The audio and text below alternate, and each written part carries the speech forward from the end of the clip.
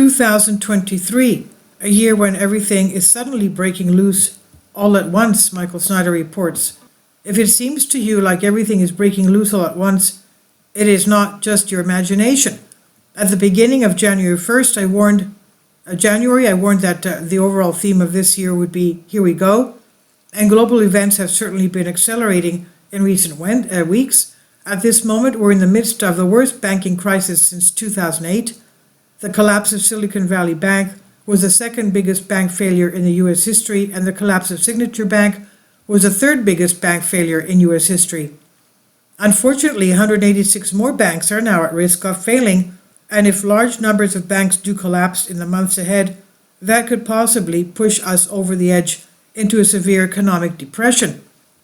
So it is the perfect time for the elite to distract us with a major political stunt so that we will all take our eyes off of the financial disaster that's rapidly unfolding all around us.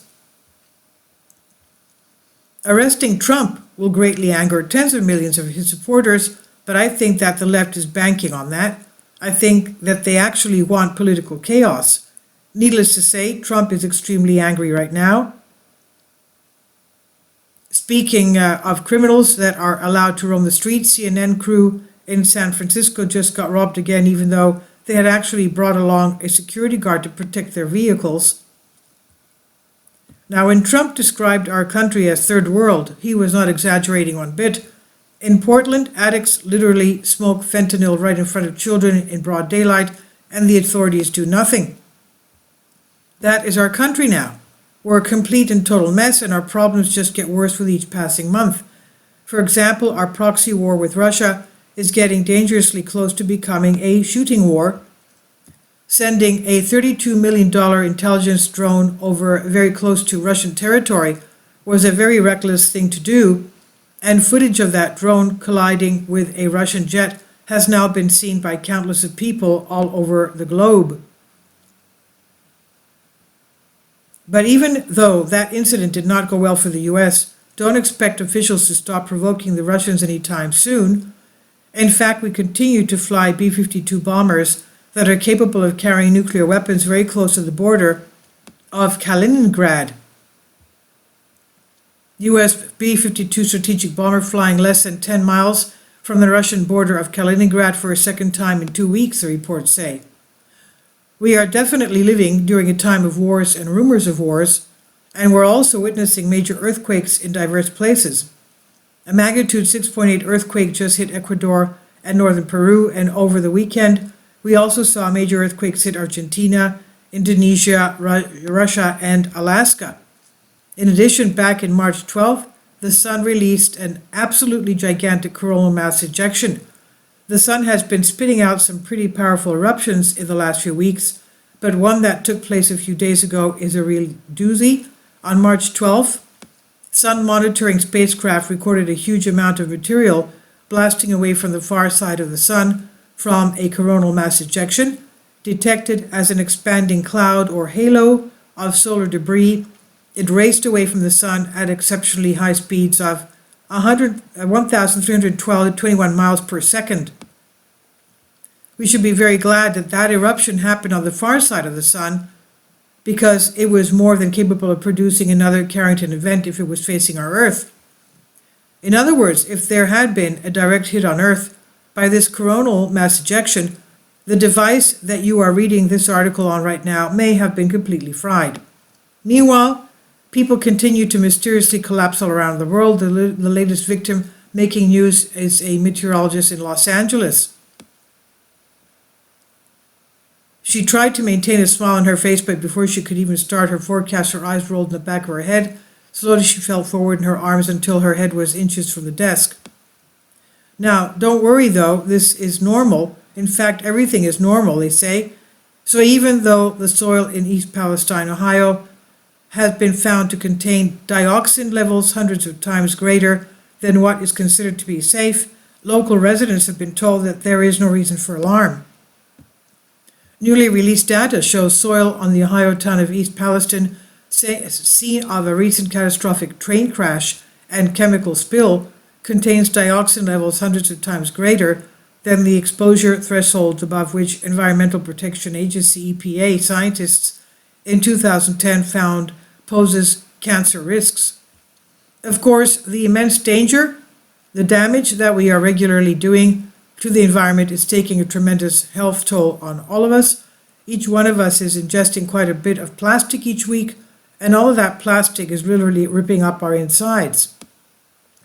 It's been estimated that humans may now be consuming as much as a credit card's worth of plastic every week. Can you imagine? Every week, with negative implications that are now starting to become worryingly clear. The international team with scientists from UK and Australia studied the effects of plastic consumption on flesh-footed shearwater fledglings and show that it causes severe scarring of the birds' stomachs, interference with digestion, which can lead to stunted growth and in some cases death. Other inorganic materials that were also consumed by birds, such as pumice rock, caused no such scarring, highlighting the unique pathological properties of plastics. And they call this plasticosis. Now, I would highly recommend looking into ways that you can repair your gut health, because this is a crisis that is only going to get worse in the years ahead.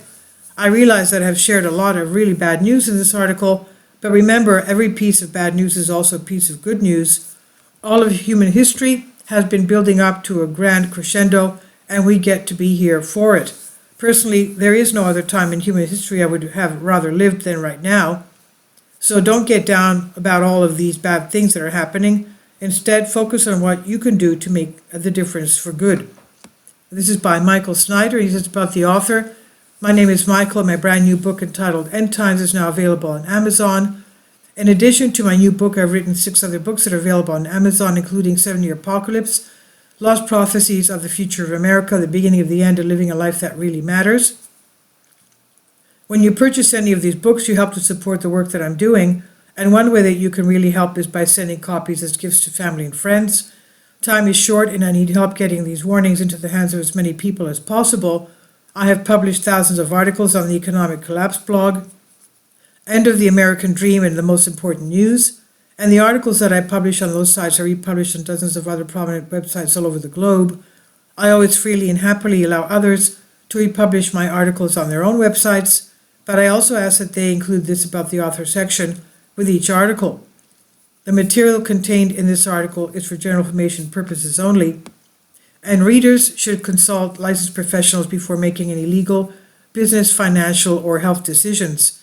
I encourage you to follow me on social media, Facebook and Twitter, and any way that you can share these articles with others is definitely a great help. These are such troubled times and people need hope. John 3:16 tells us about the hope that God has given us through Jesus Christ. For God so loved the world that he gave his only begotten Son, that whosoever believeth in him should not perish but have everlasting life.